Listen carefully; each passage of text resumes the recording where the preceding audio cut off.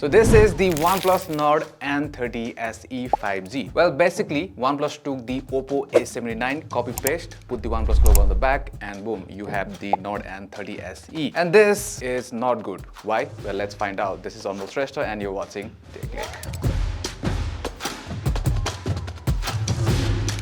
The Nord N30 SE 5G is priced at $599 AED in UAE, so that's around $163 US. And when I started using this phone, one thing got me really mad: the haptic feedback. The weak vibration and the delay was so bad on this thing, I had to turn the haptic feedback off. It was that bad.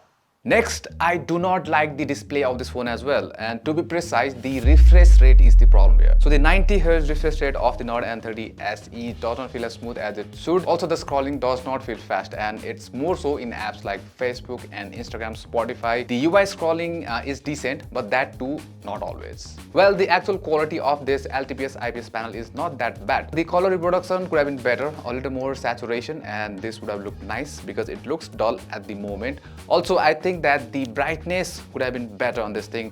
It is usable outdoors, but it's not that comfortable.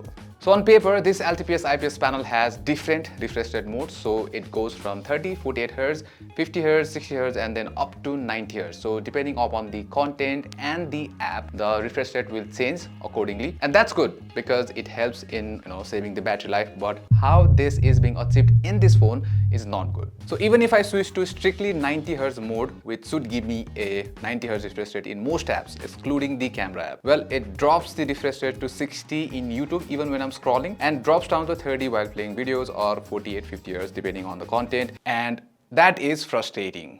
So not just YouTube, it drops the refresh rate in the built-in photo app as well to 60 Hz. So this takes away that whole smoothness factor which I want. So it feels like I'm using a 60 Hz display while I paid for a higher refresh rate display.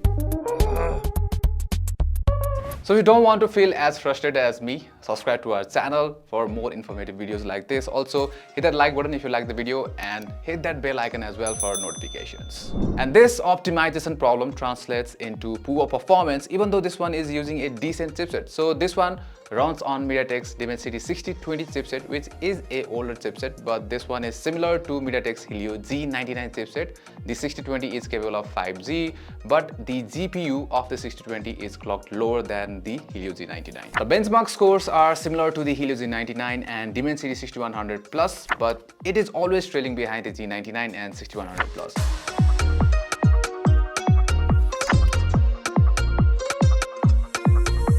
In our gaming test as well, 30 minutes of Genshin Impact in low graphics and 60 FPS frame limit, it managed an average of 43 FPS, which is nice actually.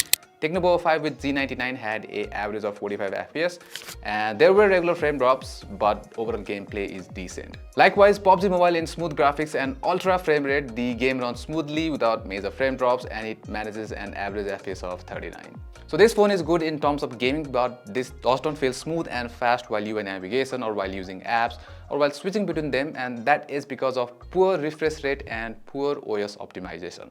Also note that this comes in single variant, 4GB RAM, 128GB of storage, and it is either UFS 2.1 or 2.2 given the read-write speed. And 4GB of RAM these days is just not enough, because if I open 6 to 7 apps in this phone, it will start reloading some of the apps. For a phone to feel slick, fast and smooth, these three things need to work in sync, and that is display optimization, the OS optimization and the chipset, and that's missing on the Nord N30 SE despite it running a decent chipset. So design wise, this phone looks good. There's a plastic back, plastic frame, and you can also see feather-like texture on the rear panel over here. Also, there's a huge camera island here. On the front, this one has a hole punch display, so that's good, but the bezels are thick. So if you can see on all sides, the bezels are thick, and also especially the chin. Now coming to the ports and buttons, we have the volume button over here, then the power button with fingerprint sensor as well, and fingerprint sensor works fine. That's no problem over there. Then we have a 3.5mm headphone jack, a mic, USB Type-C, and a speaker. And this one actually has a stereo speaker setup. One of them is embedded on the earpiece, and the quality is decent, but the loudness is more than good enough. It is very loud, and also has 300% volume mode, and you don't want to use that because it sounds too awful and distorted at that volume.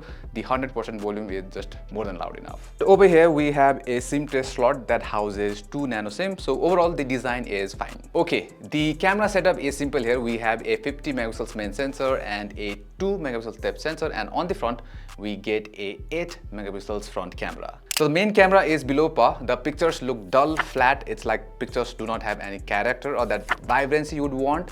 The detail level is average, not as sharp as it can be, and the 2x zoom photos look noisy and less detailed than the main photos. Now, the portraits are decent though. The subject is in focus most of the time, the blur effect and subject separation is good. Of course, it's not perfect every time. So I would not recommend taking low light photos. The photos have that smudged look, low amount of detail. The night mode improves the exposure, but that's it. And then moving on to the selfie camera, it is fine in good lighting. The face tone is good and has decent details, but indoor selfies are not as good. Also, it does not look good in SDR situations.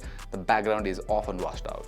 So the Nord N30 SE can capture videos at 1080p 30 FPS, and for the price, that's fine. 4K is not really needed at this price, but the video quality is bad. Like, is this even 1080p? The level of detail looks really low, and you can notice the electronic stabilization working here, and stabilization is decent to be honest, but the dynamic range, color and sharpness is just bad. Thankfully, the battery life is good. The 5000 mAh battery will give you around 6 hours of screen on time with moderate usage, and you'll still have some battery left, like 50 to 20% at the end of the day. And this supports fast charging as well, but the problem is you do not get any kind of charger in the box. You will only get a USB Type-C cable. And as for the fast charging, it supports 33-watt fast charging, which takes around 1 hour 45 minutes to get you from 0 to 100%. So the Nord N30 SE comes with Android 13 out of the box with Oxygen OS 13.1. And as I said earlier, the OS optimization is not good. You'll notice animation lags in UI elements, and combine that with poor refresh rate handling, the phone feels slower than it actually is. Also, the Oxygen OS is good in terms of customizations. You'll get option to change accent colors, which I really like personally. Likewise, the bloatwares are on the lower side. You get apps from Google and OnePlus itself, and also this one comes with NFC.